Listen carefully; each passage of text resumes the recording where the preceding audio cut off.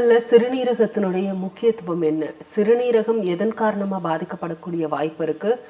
சிறுநீரகம் பாதிக்கப்பட்டால் அதற்கு என்ன மாதிரியான சிகிச்சைகள் தேவை? இப்படி பல்வேறு விஷயங்கள் நாம இன்னைக்கு பேச இருக்கிறோம். இதற்காக டாக்டர் காமாட்சி நினைவு மருத்துவமனையின் சிறுநீரக சிறப்பு சிகிச்சை மருத்துவர் டாக்டர் தீபக் குமார் நம்ம கூட இருக்காங்க. பேசலாம். வணக்கம். வணக்கம். ஒரு மனிதனுடைய உடல்ல சிறுநீரகம் அப்படின்றது எவ்வளவு முக்கிய பங்கு வகிக்குது? ஒரு மனிதனுக்கு 2 சிறுநீரகம் இருக்கும். எங்கன்னா நம்ம முதுகில் இருக்க விலா எலும்பு சொல்லுவாங்க, பேக் போன். ஸோ 2 சைடும் 2 கிட்னி இருக்குது. அந்த கிட்னி வந்து it is protected by number of muscles சுற்றி இருக்குது. கிட்னி வந்து ஒரு போலீஸ் மாதிரி உடம்புல. ஸோ உடம்புல இருக்க எல்லா பேட் சிக்னல்ஸும் பேட் வேஸ்ட்டையும் வந்து க்ளீன் பண்ணும். ஸோ அந்த அளவுக்கு கிட்னி ரொம்ப முக்கியமான ஒரு உறுப்பு.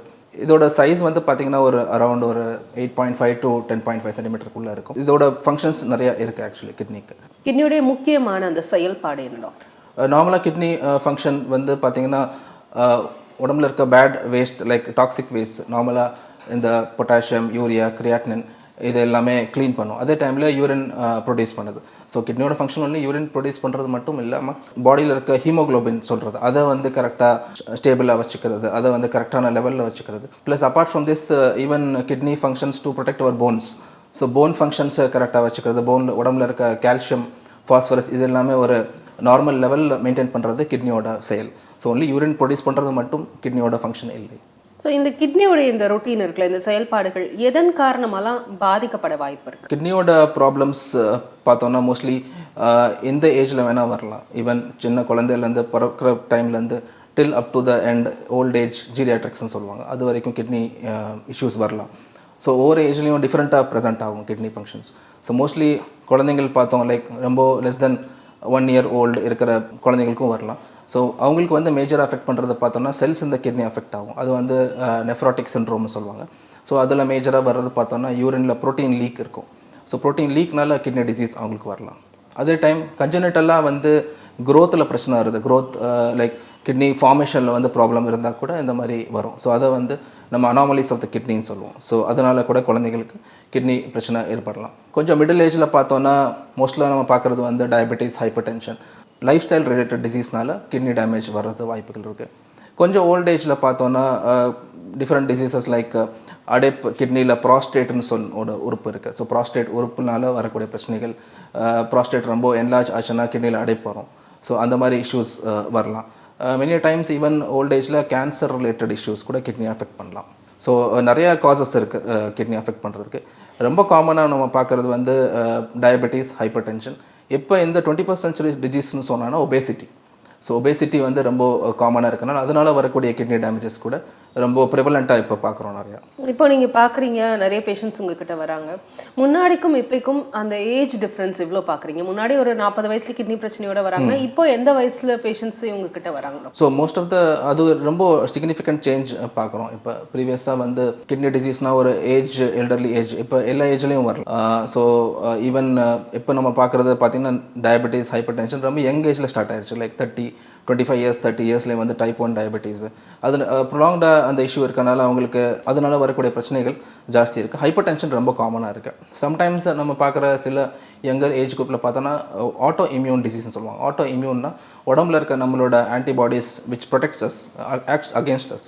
ஸோ அந்த மாதிரி இஷ்யூஸ் வந்தால் கூட கிட்னி அஃபெக்ட் ஆகும். இப்போ பார்க்குறச்ச நிறையா பேருக்கு யங்கர் ஏஜில் கிட்னி டிசீஸ் ரொம்ப காமனாக வருது. லைஃப் ஸ்டைலில் வந்து மேஜராக ஃபுட் ரிலேட்டட் ஹேபிட்ஸு, ஸோ ஒபேசிட்டினால ஸ்டோன் ஃபார்மேஷன், ஸோ இந்த மாதிரி நிறையா நம்ம பார்க்குறோம் ஆக்சுவலி யங் ஏஜில் வரக்கூடிய கிட்னி டிசீசஸ். இப்போ நீங்கள் சொல்லுங்க இளம் வயதிலே கிட்னி பாதிப்போடு வரக்கூடியவங்களோட எண்ணிக்கை வந்து அதிகமாக இருக்கு. இப்போது பெரும்பாலானவர்களுக்கு அவங்களுடைய ஃபேமிலியில் யாருக்காவது இருந்து அதன் மூலமாக ஹெரிடிட்டியாக வர்றது இருக்கா டாக்டர், அல்லது புதுசாக அவர்களுக்கு வரக்கூடிய அந்த மாதிரியான வாய்ப்பு என்ன இருக்குது? ஆமாம், ஹெரிடிட்டரி டிசீசஸ் ரொம்ப காமனாக இருக்குது ஆக்சுவலி. அது வந்து இன்னும் கொஞ்சம் யங்கர் ஏஜில் வந்துடும். மேபி அரௌண்ட் 20 yearsக்குள்ளே நமக்கு தெரிய வந்துடும் ஹெரிடிட்டரி டிசீசஸ். ஸோ சொன்ன மாதிரி அந்த ஜெனட்டிக் காஸ்ன்னு சொல்லுவாங்க. ஸோ ஜெனட்டிக் காசஸ்னால வரக்கூடிய கிட்னி டிசீஸ் இருக்குது. பட் அன்ஃபார்ச்சுனேட்லி அந்த மாதிரி டிசீஸ் ட்ரீட் பண்ணுறது ரொம்ப கஷ்டம். ஏன்னா அது ஃபேமிலியில் ரன் ஆகும் அண்ட் அதுக்கு ட்ரீட்மெண்ட் ஆப்ஷன்ஸும் ரொம்ப இது கிடையாது. ஸோ ஜெனட்டிக் டிசீசஸ் பார்க்குறோம், பட் லைஃப் ஸ்டைல் டிசீசஸ் ரொம்ப அதிகமாக தான் இருக்குது ஆக்சுவலி சொல்லப்போனால். இப்போ தான் வந்து கிட்னி பாதிக்கப்பட்டவங்க கூட வரவங்க எந்த ஸ்டேஜில் வராங்க பொதுவாக மருத்துவர்கிட்ட?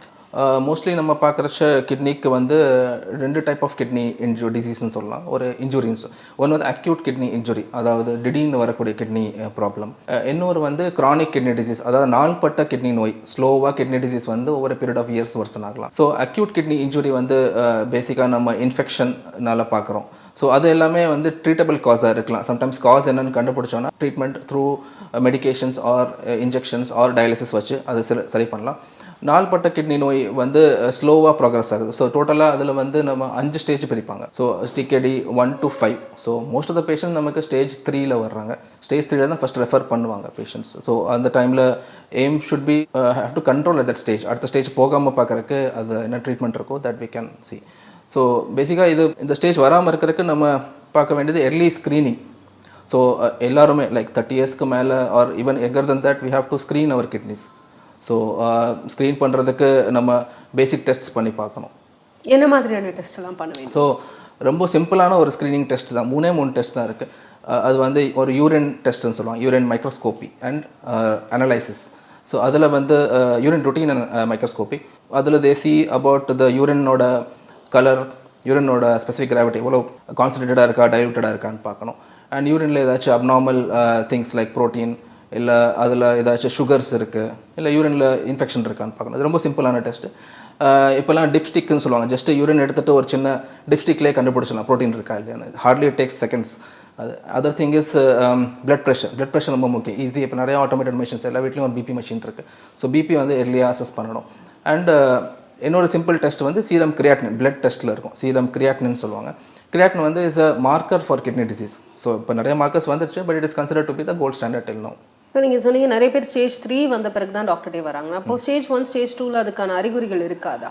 அந்த டைமில் அவங்களுக்கு சிம்டம்ஸ், இப்போ ரொட்டீனாக கிட்னி சிம்டம்ஸ் பார்த்தோன்னா kidney is very silent disease தான் சொல்லுவாங்க. ஸோ அதோட இப்போ ஹார்ட்னா பெயின் வரும், செஸ்ட் பெயின், ஸ்வெட்டிங் இருக்கும், நடந்தால் ஒரு பால்பிட்டேஷன் சொல்லுவாங்க, ஹார்ட் ரேட் ஜாஸ்தியாகும். ஸோ அந்த மாதிரி எதுவும் இல்லாமல் இவங்களுக்கு வந்து ஒன்லி யூரினில் வந்து சில டைம் ஃப்ராத்தி யூரின் சொல்லுவாங்க, யூரின் போகிறச்ச நிறையா இருக்குது, யூரின் போகிறச்ச இல்லை ரொம்ப பிளட் வரலாம், இல்லை யூரின் கால் வீக்கம், லெக் ஸ்வெல்லிங் ரொம்ப காமனாக இருக்கும். ரொம்ப சிம்டம்ஸ் பார்த்தோன்னா மோஸ்ட்லி ஒரு ஃபட்டிக், ஒரு டயர்ட்னஸ் இருக்கும், ஒரு எர்லி மார்னிங் வாமிட்டிங் இருக்கலாம், இல்லை ஒரு interest, lack of concentrating interest, இந்த அவங்க ஒர்க் பண்ணுற இன்ட்ரெஸ்ட் இருக்காது. ஸோ இந்த மாதிரி சிம்பிள் சிம்டம்ஸ் தான் இருக்கும். ஸோ ரொம்ப மேஜராக சிம்டம்ஸ் எதுவும் தெரியாது. ஸோ பை த டைம் அவங்க பேஷண்ட்ஸ் வந்து ஒரு கால் வீக்கத்தோ வர்றாங்கன்னா அது ஆல்ரெடி சிகேடி ஸ்டேஜில் 3ல தான் வருவாங்க. ஸோ இது CKD 1 and 2 is very difficult to pickup.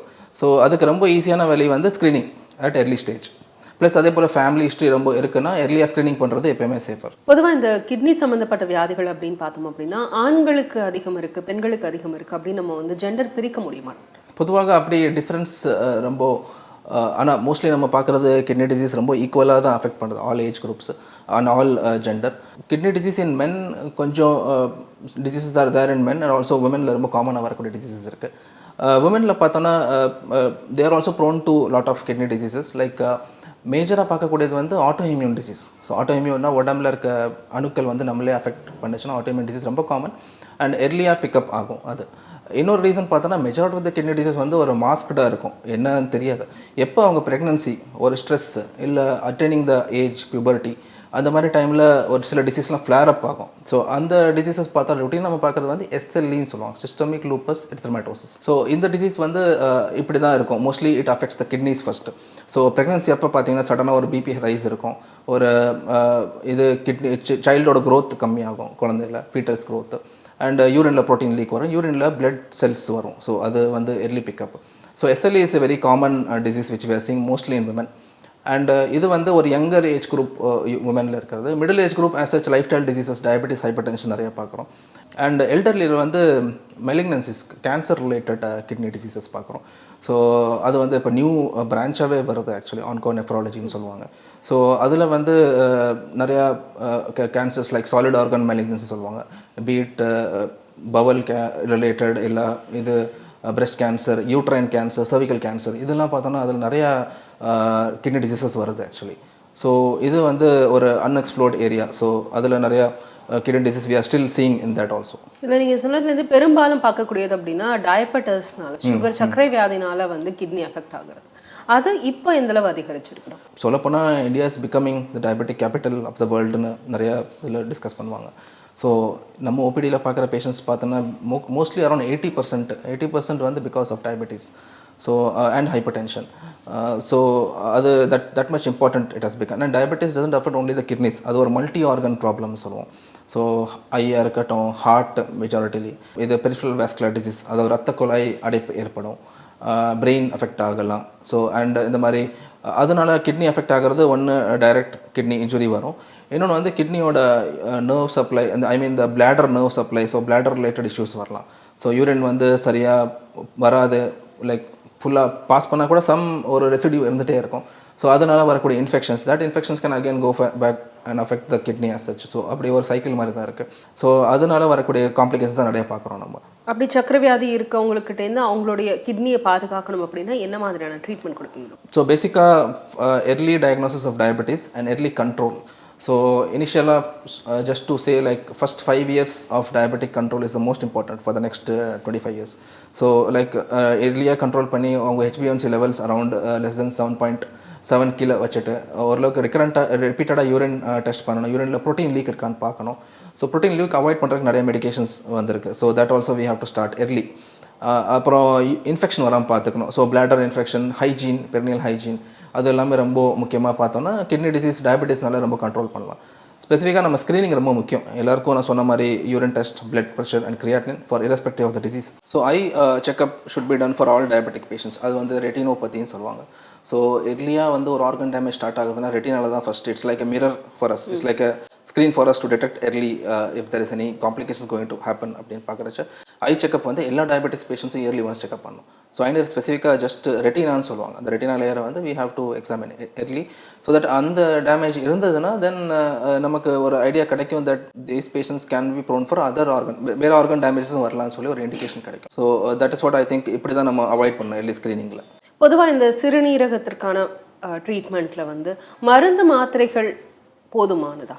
ஆமாம், இது ரொம்ப முக்கியமான ஒரு கொஷின். பிகாஸ் கிட்னி டிசீஸ் வந்து நம்ம எப்பயுமே ஒரு மேஜர் ப்ராப்ளமாக பார்க்குறோம். வந்துச்சுன்னா வேறு லெவல் போயிருமோ, இல்லை திருப்பி ரிட்டர்ன் ஆக முடியாமோ, whether we can cure it or not.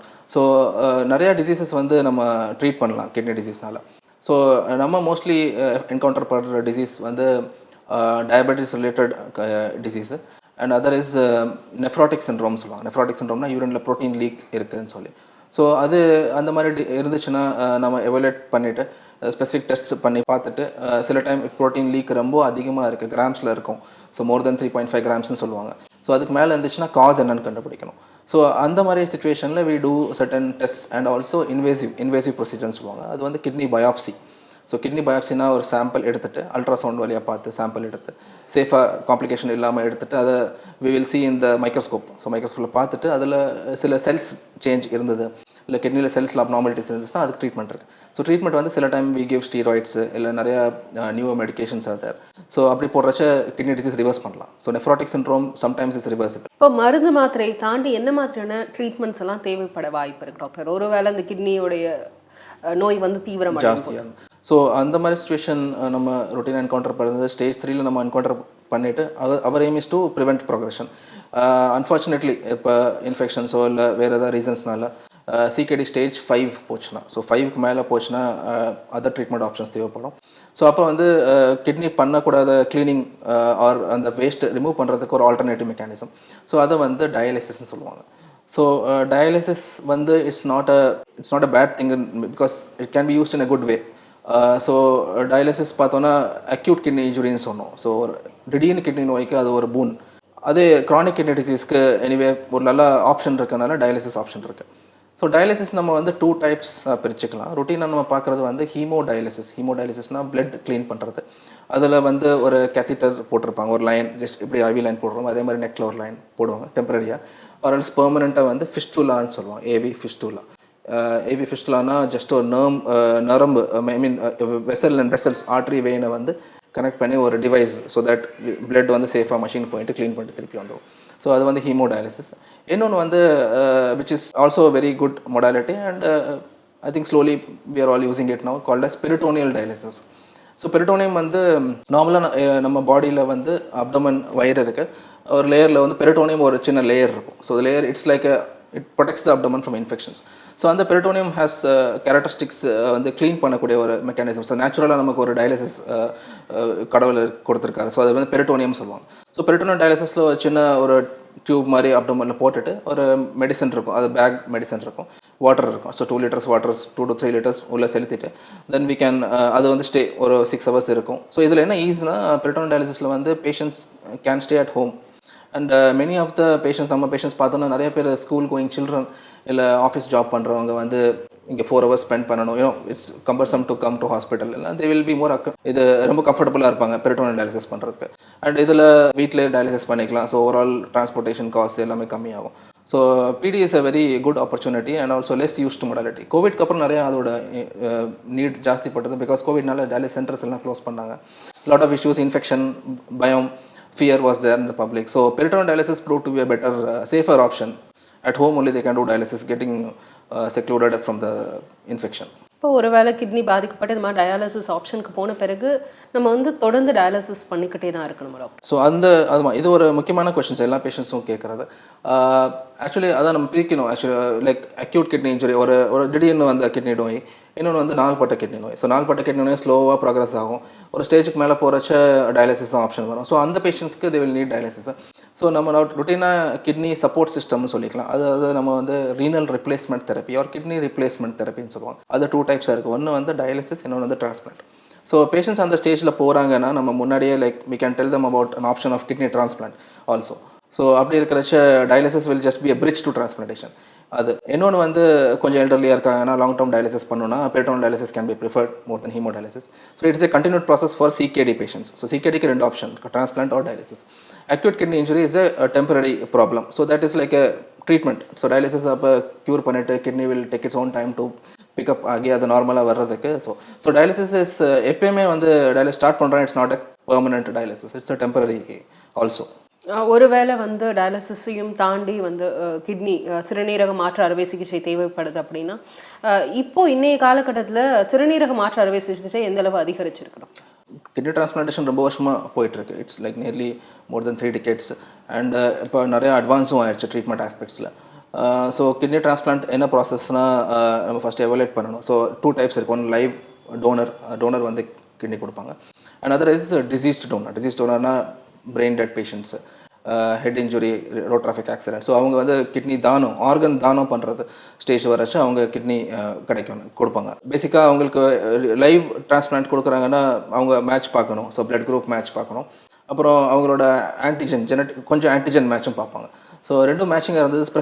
Prefer பண்ணுறது வந்து in same blood match. So like blood group சேமாக இருக்கணும். இன்னொன்று வந்து ஃபேமிலி லைக் ரிலேட்டட், அவங்க அப்பா அம்மா பேரண்ட்ஸு ஆர் ரிலேட்டிவ்ஸ் அவங்க கொடுக்கலாம் ஆக்சுவலி. ஸோ அது லைவ் நம்ம மேட்ச்லாம் பார்த்துட்டு தான் we can proceed for the surgery. So disease donor is also getting picked up now, ரொம்ப காமனாக பண்ணுறாங்க. இன்னொன்று வந்து even beyond match blood group match இப்போ நிறைய பேர் ஏபிஓ இன்காம்பேட்டபிள் சொல்லுவாங்க. ஏபிஓனா பிளட் குரூப் மேட்ச் இல்லாத பேஷண்ட்ஸ்குள்ளே can donate if their family member is willing, like அவங்க ஒய்ஃபோ இல்லை அவங்க ஸ்பவுஸ் ஆர் எல்ஸ் பேரண்ட்ஸ் வில்லிங்காக இருந்தால் they can also give. So that was also advance நோ. ஸோ ஆர்கன் ஷார்ட்டேஜ் எப்பவுமே இருந்துகிட்டே இருக்குது. So we have to like see which feasibility இருக்குது பார்த்துட்டு வி கேன் ப்ரொசீட். இன்னைக்கு இருக்கக்கூடிய நீங்கள் சொன்ன மாதிரி அட்வான்ஸ் ட்ரீட்மெண்ட்டில் கிட்னி டிரான்ஸ்பிளான்ட்டோடைய சக்ஸஸ் ரேட் எந்த அளவு இருக்கு டாக்டர்? நம்ம சக்ஸஸ் ரேட் வந்து டிபெண்ட்ஸ் அப்பான் நம்ம ஒர்க்கப் பண்ணுறச்சே அதோட தெரிஞ்சிடும் எப்படி இருக்கும்னா. ஸோ நம்ம டெஸ்ட் பண்ணுறச்சே இன்கேஸ் லைவ் டோனருக்கு ஏதாவது ப்ராப்ளம் இருக்குன்னா we want to transplant also in that way.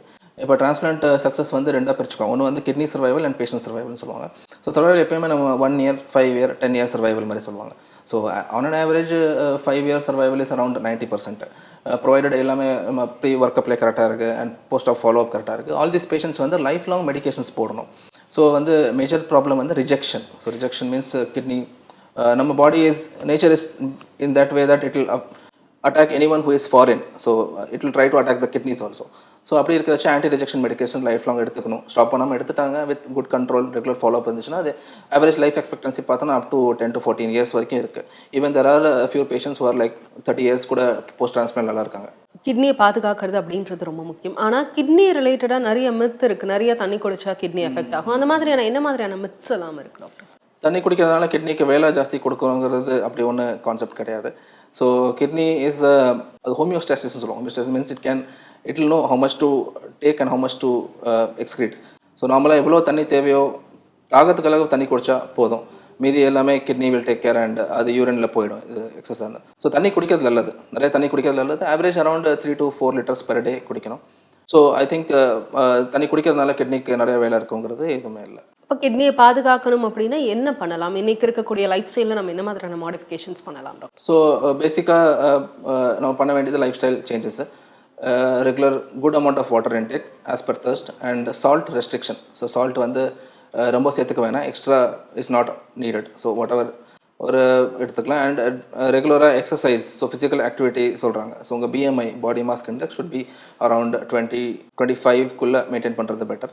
Regular physical activity and இருந்தானே போதும் ஆக்சுவலி. அண்ட் ரொம்ப பெயின் கில்லர்ஸ் எடுக்கிறது இல்லை வேறு ஏதாச்சும் டூ மச் ஆஃப் சால்ட் எடுக்கிறது, ஸோ அந்த மாதிரி இல்லாமல் இருந்தானே they will be mostly safe. நீங்கள் சொன்னீங்க 30 வயசு ஆன பிறகு கிட்னி சம்மந்தப்பட்ட ஸ்க்ரீனிங் அப்படின்றது ரொம்ப முக்கியம் அப்படின்னா, இப்போ ஸ்க்ரீனிங் அப்படின்றதுக்கான என்ன மாதிரியான ஆப்ஷன்ஸ்லாம் டாக்டர் காமாட்சி நினைவு மருத்துவமனையில் கொடுக்கும்? இங்கே screening we do lot of test, not only screening. So இங்கே நம்ம யூரின் டெஸ்ட் பார்க்குறோம், BP, creatinine. So master health செக்கப்பில் மோஸ்ட்லி எல்லாமே கவர் ஆகிடுது நம்ம பண்ணுறதில்ல. ஸோ அதில் ஏதாச்சும் அப்நார்மாலிட்டிஸ் இருந்தால் நம்ம ரெஃபர் பண்ணுவாங்க to the nephrologist. So whatever is their master health checkup ever more than 30 years of age is mandatory. And every year check பண்ணணும். ஃபேமிலி ஹிஸ்ட்ரி இருந்துச்சுன்னா நம்ம எர்லியாக செக் பண்ணுறதுனா பெட்டர். 25 yearsலேருந்து ஸ்டார்ட் பண்ணணும். டயபெட்டிஸ், ஹைப்பர் டென்ஷன் இருந்துச்சுன்னா so that can be added. Kidney சம்மந்தப்பட்டு நம்ம பேசிகிட்டு இருக்கும்போது இன்றைக்கி இருக்கக்கூடிய நவீன அறிவியல் தொழில்நுட்ப வளர்ச்சியில் என்ன மாதிரியான விஷயங்கள்லாம் புதுசாக வந்திருக்கு டாக்டர் இந்த ட்ரீட்மெண்ட்டில்? இப்போ நிறைய அட்வான்ஸ்மெண்ட் வந்ததுக்கப்புறம் நிறையா சப் ஸ்பெஷாலிட்டிஸ்ன்னு சொல்லுவாங்க. Nephrology is again diversifying. அதில் வந்து இப்போ ரீசெண்டாக ஒரு 4-5 years ஆல்ரெடி வெஸ்ட்டில் மோர் தென் 10 yearsக்கு மேலே இருக்குது.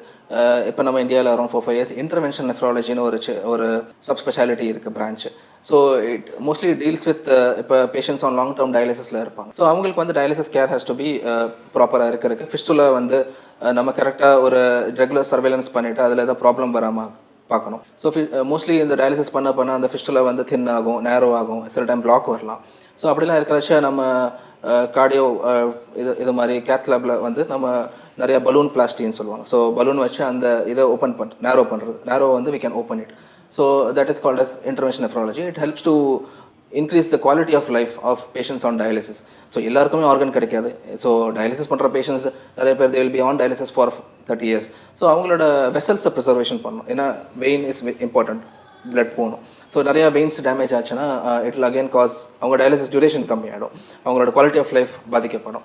ஸோ அதை ப்ரிசர்வ் பண்ணுறதுக்கு intervention nephrology has taken lot of efforts now and it's been now past 2 years ரொம்ப நிறையா பேர் அதை ப்ராக்டிஸ் பண்ணுறாங்க. ஆல்கஹால், ஸ்மோக்கிங் மாதிரியான விஷயங்கள்லாம் கிட்னி எவ்வளோ பாதிக்கும் டாக்டர்? ஸோ அதுவும் ஆஸ் சச் லைஃப் ஸ்டைலில் வரும் அது ஆல்கஹால் அண்ட் ஸ்மோக்கிங். ஸோ ஸ்மோக்கிங்னால மேஜர் டிசீஸ் இருக்குது. ஒன்று வந்து ஸ்மோக்கிங் பண்ணுறதுனால ரத்த குழாயில் ரொம்ப தின் ஆகும். ஸோ அதில் ஸ்மோக்கிங்கில் நிறையா இருக்கிற அந்த நிக்கோட்டின் அண்ட் நிறையா ஸ்மோக்கோட சில கான்ஸ்டன்ட்ஸ் இருக்கும். ஸோ அது வந்து ஸ்ட்ரெஸ் கொண்டு போகணும், ஆக்சிடேட்டிவ் ஸ்ட்ரெஸ்ன்னு சொல்லுவாங்க. ஸோ அது வந்து எண்டோத்தீலியல்னா பிளட் வெசலில் வந்து டேமேஜ் உருவாக்கும். ஸோ லாங் டேர்மில் பண்ணுறச்ச அவங்களுக்கு கிட்னி ஃபெயிலியர் வரலாம். ஸோ அது இருக்குது. இன்னொன்று ஆல்கஹால் வந்து டைரெக்டாக அஃபெக்ட் பண்ணும் கிட்னியை அண்ட் ஆல்சோ இன்டைரக்டாக ஆல்சோ. ஸோ டைரெக்டாக ஆல்கஹால் டாக்ஸின்ஸ் வந்து கிட்னியில் போகிறனால அது வந்து கிட்னி செல்ஸை வந்து டிஸ்ஃபங்க்ஷன் பண்ணி அதனால அதே சிம்டம்ஸ் எல்லாமே சேமாக தான் இருக்கும். ப்ரோட்டீன் லீக் வரும், கால் வீக்கம் வரும், இதெல்லாம் இருக்கும். இன்னொன்று வந்து லிவர்னால இன்டைரக்ட் எஃபெக்ட்ஸ் இருக்கும். லிவர் டேமேஜ் ஆச்சுன்னா லிவர் வந்து அது இருக்கக்கூடிய ஒரு ப்ரெஷர் வந்து சரியாக மெயின்டைன் ஆகாது. சம்டைம்ஸ் அது வந்து லிவர் ரீனல் சிண்ட்ரோம் சொல்லுவோம், அது வந்து ஹெப்பட்டோ ரீனல் சிண்ட்ரோம் சொல்லுவோம். ஸோ அப்படி இருந்துச்சுன்னா கிட்னி வந்து ஸ்ட்ரெஸ் ஆகும். பிகாஸ் அந்த பாடியில் இருக்க ஹீமோடைனாமிக்ஸ் நார்மலாக அந்த பிளட் ப்ரெஷர் மெயின்டைன் பண்ணுற சிஸ்டம் வந்து கொஞ்சம் அஃபெக்ட் ஆகிறதுனால ப்ராப்ளம்ஸ் வரலாம். ஸோ லிவர் டிசீஸை சரி பண்ணோன்னா கிட்னி நார்மல் ஆகிடும். ஸோ கிட்னி பெருசே பிரச்சனை இருக்காது அதில். ஸோ அது வந்து indirect effects of alcohol related kidney. ஒட்டுமொத்தமாக சிறுநீரகம் பாதுகாக்கப்பட வேண்டியது எவ்வளோ முக்கியம், சிறுநீரகத்தில் என்ன மாதிரியான பிரச்சனைகள் வரலாம், அதற்கு டாக்டர் காமாட்சி நினைவு மருத்துவமனையில் என்ன மாதிரியான ட்ரீட்மெண்ட்ஸ் எல்லாம் இருக்குது, இப்படி பல்வேறு விஷயங்களை பகிர்ந்து கொண்டீங்க. நன்றி டாக்டர். தேங்க்யூ.